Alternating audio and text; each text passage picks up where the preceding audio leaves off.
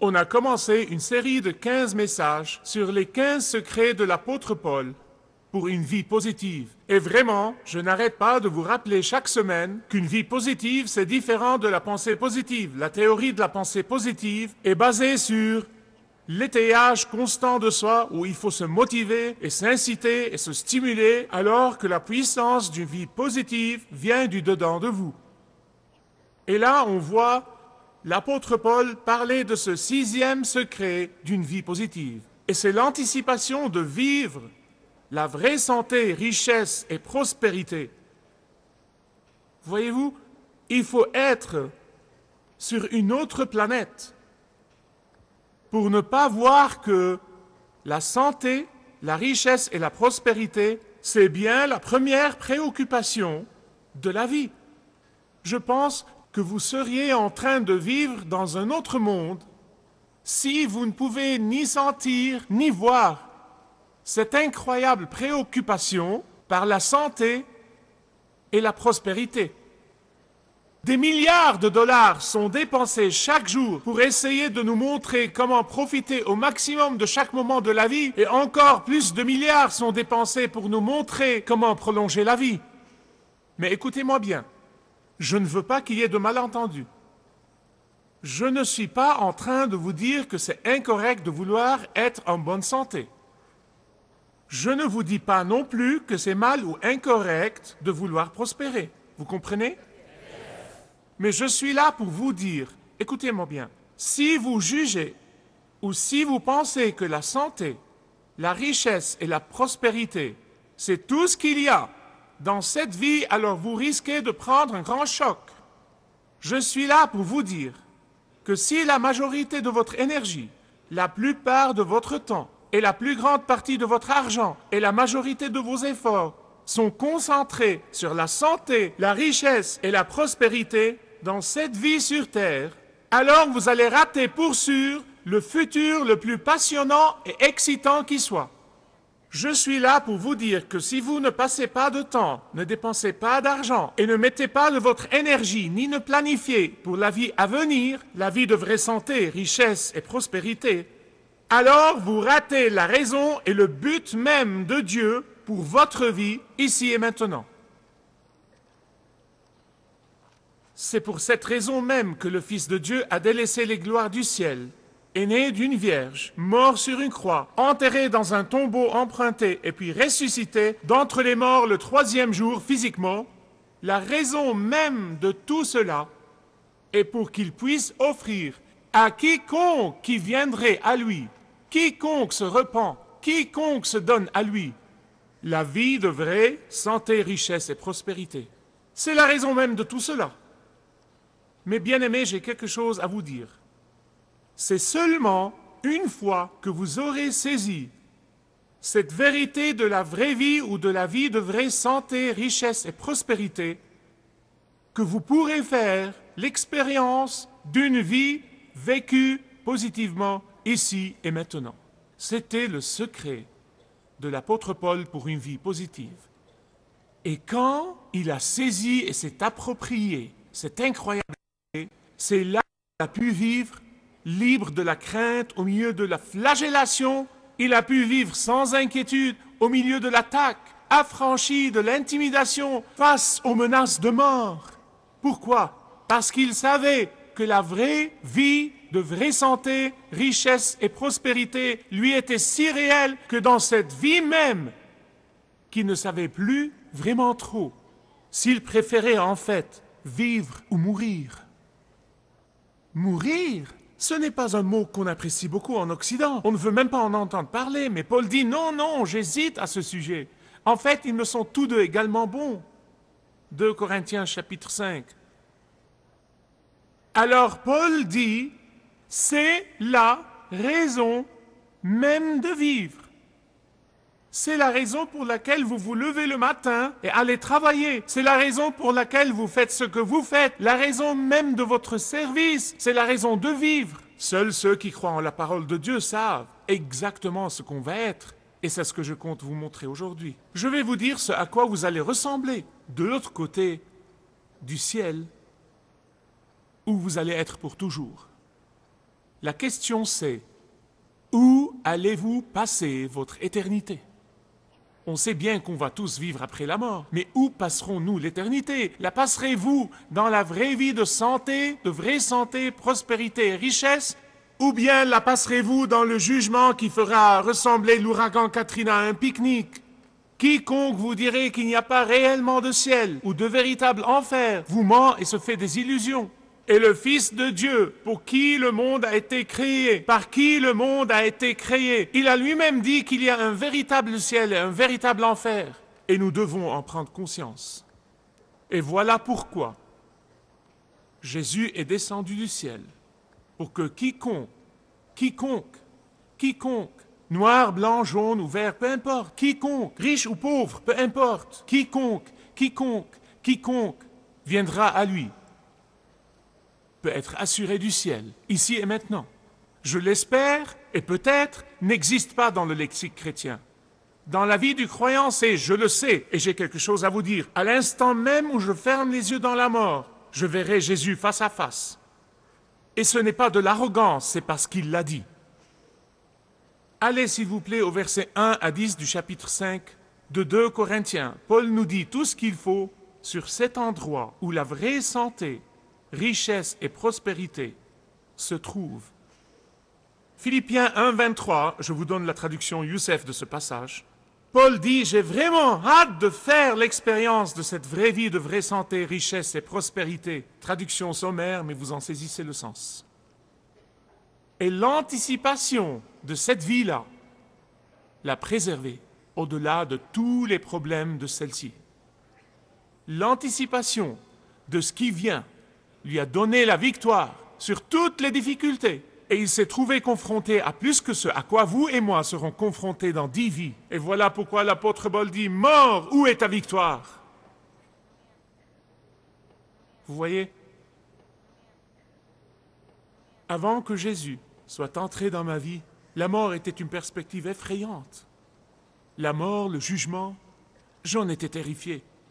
Mais quand Jésus est entré dans ma vie et a pardonné mes péchés, il m'a transformé du jugement à la vie. La mort ne m'effraie plus du tout. C'est un mode de transport. Mais j'ai plusieurs choses à vous montrer qu'on peut voir dans ce passage. En fait, je ne vous dis rien de moi-même, je vous répète seulement ce que Paul nous dit. Tout d'abord, il dit, ce sera une expulsion des taudis au château. Voilà ce que c'est pour le croyant, c'est une éviction de la tente au palais. C'est ce qu'il dit. Et Paul présente un contraste entre nos corps d'aujourd'hui tels qu'on les a, dans lesquels on vit, et les corps glorifiés qui nous attendent de l'autre côté. Et il dit que celui-ci est comme une tente, alors que l'autre est comme un palais ou un château. Dites-moi, comment peut-on comparer les deux? Peu importe à quel degré vous aimez le camping. Je veux dire, c'est sans comparaison. Maintenant, qu'arrive-t-il à une tente quand elle est dehors et qu'elle subit les éléments pour quelques semaines? Eh bien, les piquets deviennent desserrés et les cordes ne sont plus vraiment tendues comme avant et le tissu lui-même commence à s'user, de petits trous apparaissent et à chaque fois qu'il pleut, il y a des fuites. Sauf que je ne peux pas m'échapper hors de mon corps. Je pourrais éviter d'aller camper, je pourrais éviter de rester sous une tente, mais je ne peux pas m'échapper hors de ce corps que Paul appelle une tente. Parce qu'elle se casse, elle se fatigue, elle s'affaisse, elle se lasse, elle s'énerve, elle s'irrite et elle devient malade. Ah, mais un jour, je vais être chassé de ce taudis, je vais être expulsé de cette tente. Un jour, mon âme va entrer dans son château, mon âme va entrer dans un corps, pareil au corps de Jésus-Christ après sa résurrection. Laissez-moi vous parler de ce corps. Le péché ne le frappera pas, la maladie ne peut pas le pénétrer, la crainte ne peut même pas s'en approcher, l'anxiété ne peut y survivre, la faiblesse et les défauts ne peuvent même pas l'effleurer, ni ne peuvent le tourmenter. Le découragement et la dépression encore moins. Les limitations n'en font pas partie. La douleur n'y trouvera aucune place. C'est ça, le corps glorifié que le Seigneur Jésus a préparé pour quiconque croit en lui. Ce sera un corps pareil au corps de Jésus après sa résurrection, un corps surnaturel.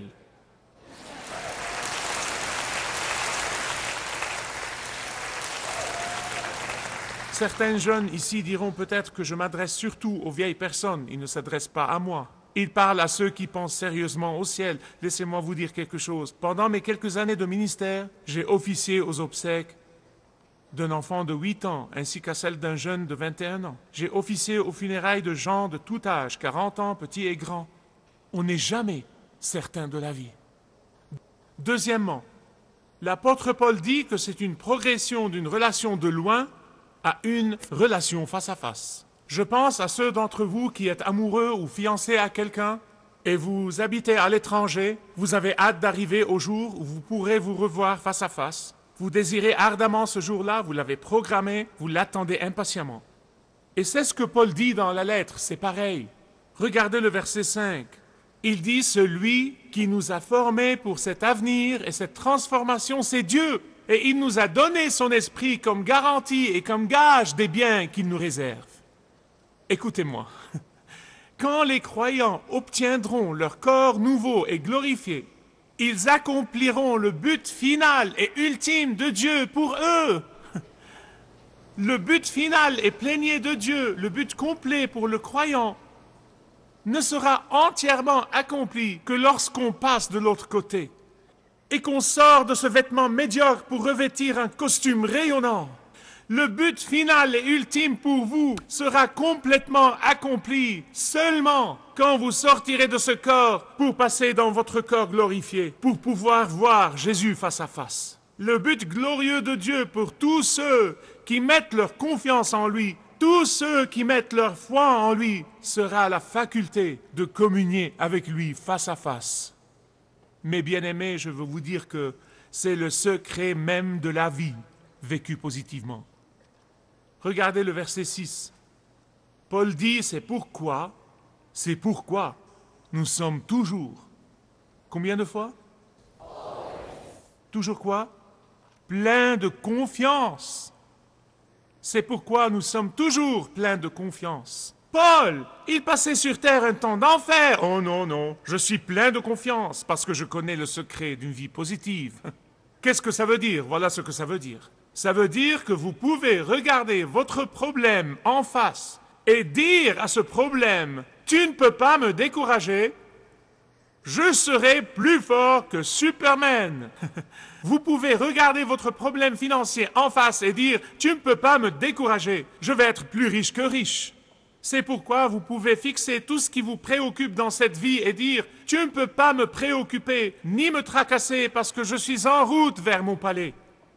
Attends un peu que j'y arrive. Alors, comment vit-on cette vie? Paul nous donne la réponse dans les versets 9 et 10. Voyons les versets 9 et 10 de 2 Corinthiens 5. Il dit, voilà pourquoi notre désir, notre ambition, certaines de vos traductions utilisent le mot but, mais étant donné que le mot ambition porte de mauvaises connotations, certains traducteurs emploient l'équivalent qui est but, comme le but de la vie, l'ambition dans la vie. Mais le problème, c'est que le mot ambition est un mot neutre. Et comme toute autre chose neutre, elle peut avoir une connotation bonne ou mauvaise. Il y a une bonne ambition et il y a une mauvaise ambition. Il y a des ambitions égoïstes et il y a des ambitions altruistes. Et donc, si on place le mot ambition à côté des mots plaire à Dieu et on continue à les répéter, ambition, plaire à Dieu, ambition, plaire à Dieu, ambition, plaire à Dieu, ambition, mettez-les les uns à côté des autres, vous vous rendrez bientôt compte que ce mot est un beau mot. Et quand vous le mettez à côté de plaire à Dieu, c'est un mot magnifique, c'est un mot fantastique, c'est un mot désirable, c'est un mot sanctifié. Mais la question n'est pas si l'ambition elle-même est bonne ou mauvaise, juste ou pas, non, non, non, non, non. La question est, qu'est-ce qui motive cette ambition? Qu'est-ce qui motive mes ambitions? Telle est la bonne question. Si vous prenez des notes, écrivez-la. Parce que c'est une question d'extrême importance. C'est une question d'importance suprême. Remettez toujours en cause vos motifs. Ambitionnez-vous d'être le PDG d'une société? C'est bien, mais demandez-vous pourquoi. Ambitionnez-vous de gagner beaucoup d'argent? Très bien, mais demandez-vous pourquoi. C'est pour plaire au Seigneur ou pour plaire à soi? C'est pour s'amasser des trésors dans le ciel ou pour s'amasser des trésors sur terre? C'est pour une récompense dans le ciel ou pour une récompense ici sur terre? Posez-vous cette question. C'est la question la plus essentielle qui soit. Et la raison pourquoi nous est donnée dans le verset 10. Paul nous dit pourquoi on doit se poser cette question. Chacun doit se la poser à soi-même. Je ne peux pas vous la réclamer et vous ne pouvez pas me la réclamer. Parce qu'en réalité, vous êtes le seul à savoir et je suis le seul à savoir devant Dieu. Ici, le verset 10 nous dit pourquoi. Car nous devons tous comparaître à découvert devant le tribunal du Christ. Et là, je ne veux pas que vous manquiez une seconde de ce que je vais vous dire. Le tribunal du Christ est-il le jugement de Dieu sur les croyants? Non. Le croyant se tiendra-t-il devant le juge pour savoir s'il est coupable ou innocent? Est-ce que on va s'attendre à se tenir là, angoissé pour savoir si oui ou non on va entrer au ciel? Que Dieu vous bénisse. Non et 1000 fois non. Écoutez-moi, c'est très important. Je vous dirai pourquoi. Parce qu'à partir du moment où vous avez accepté le paiement de Jésus-Christ sur la croix à votre place, vous avez échappé au jugement de Dieu. Une fois pour toutes. Et qu'est donc le tribunal du Christ? Ce mot en grec est bema. Non, ce n'est pas votre BMW. Mais un bema est en fait un escalier très long et très haut, où on continue à monter, monter, monter, monter, monter, monter, et quand on arrive au haut des escaliers, il y a un banc. Dans quel but? Pour qu'on reçoive notre récompense. Pour recevoir la récompense. Voilà de quoi Paul parle dans le verset 10. Et ces récompenses dépendent de la mesure où dans votre vie de croyant, je ne parle pas du jugement des non-croyants, je parle des croyants. Cette récompense dépend du degré auquel, en tant que croyant, le but de votre vie était de plaire au Seigneur et non pas de vous plaire à vous-même. C'est ça la question. Le verset 9 pose la question et le verset 10 y répond. Comprenez-moi bien, je vais répéter. L'objectif n'est pas que Dieu puisse annoncer aux autres croyants au ciel vos péchés secrets. C'est ce que certains avaient supposé pendant des années. Mais c'est faux. Quand Dieu dit que vous avez échappé au jugement, vous avez échappé au jugement. Et il n'y a aucune marche arrière. Mais la Bible dit que parce que nous avons échappé au jugement, il nous faudra, en tant que croyants, en rendre compte. Et c'est compte tenu de cette responsabilité qu'on va être récompensé. En fait, Paul dit que la récompense de certains sera comme de l'or qu'on éprouve par le feu, il ne peut que s'améliorer. Mais ceux qui ont passé leur vie à se servir eux-mêmes, à faire pour eux-mêmes, à penser à eux-mêmes, leurs œuvres sont comme de la paille. Vous allumez une allumette et il n'en reste plus rien. Voilà leur récompense. Et la récompense pour le bêma sera basée sur nos motifs aussi bien que nos actions. J'essaie de trouver un bon exemple pour éclaircir ce point, pour essayer de voir plus clair et mieux comprendre que ce que Paul essaye de nous dire au sujet du tribunal du Christ, le bêma. Et j'ai pensé à une histoire que j'ai lue autrefois, qui s'est passée en 1946. Ça a commencé là. Un monsieur japonais qui s'appelait Akiya Morita et un autre homme ont mis sur pied une compagnie qu'ils ont appelée Technologie de communication de Tokyo. Et au début, leur siège était dans un magasin bombardé pendant la guerre. En 1955, la compagnie de Morita fabriquait la toute première radio à transistor portable. La toute première. Et en 1955, ils produisaient beaucoup de ces radios-là et des compagnies américaines ont entrepris d'acheter la compagnie de Morita. Et donc, elles sont venues lui offrir des tonnes d'argent. Mais cette offre a troublé M. Morita parce qu'il voulait produire ces radios au nom de leur entreprise Boliva. Bref, il n'a pas aimé ça et en conclusion, il a refusé leur offre. Malgré son besoin de leur infusion d'argent dans sa compagnie, malgré son extrême besoin, il a refusé leurs avances. Il a dit aux Américains, « Aujourd'hui, je fais le premier pas des 50 années à venir pour ma compagnie. » Et la compagnie de Morita s'est développée pour devenir probablement la plus grande réussite du monde des affaires. Parce qu'à part les transistors, ils ont fabriqué le premier magnétoscope et puis ils ont fabriqué les tout premiers CD. Juste après avoir refusé l'offre des Américains, M. Morita a rebaptisé sa compagnie Sony. Mais vous voyez que le choix est parfois entre les maigres récompenses immédiates ou les méga récompenses futures. Ainsi, mes amis, c'est le mieux que je puisse faire pour illustrer ce que Paul essaye de nous dire au sujet du bêma. Ça fonctionne de la même manière avec les croyants. Dans un monde assoiffé de satisfaction instantanée et de gratification immédiate, de résultats immédiats, de succès instantané, de reconnaissance instantanée, l'apôtre Paul dit, faites attention, prenez garde, soyez vigilants, de peur qu'au bêma, vous découvriez que vous avez déjà reçu votre récompense sur terre et qu'il n'en reste plus rien là-haut. Soyez sur garde. Prenez garde de peur de toucher toutes vos actions ici-bas et d'arriver au ciel pour vous retrouver debout au bêma, sans récompense. S'il y a quelqu'un ici aujourd'hui qui n'a pas fait le tout premier pas de reconnaître que sans Jésus, vous ne pourrez jamais parvenir au ciel et que vous avez besoin de son pardon, faites qu'aujourd'hui soit le jour où vous venez à lui dans la repentance et dans la foi et laissez-le vous accorder son pardon.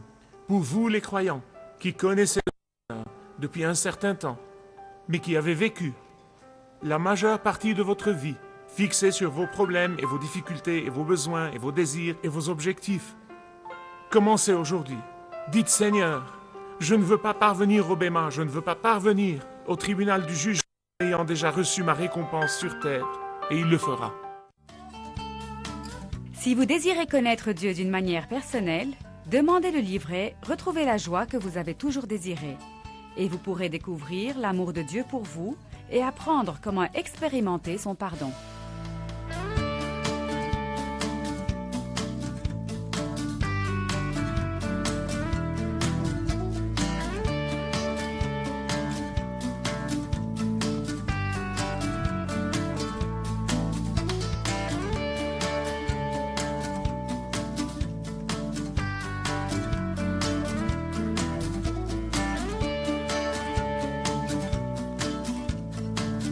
Si vous avez une relation personnelle avec Dieu et vous êtes intéressé à marcher plus intimement avec lui, demandez le livret « 7 pas sur le chemin de la foi » qui vous guidera dans une relation plus profonde avec votre Père Céleste. Demandez votre livret gratuit.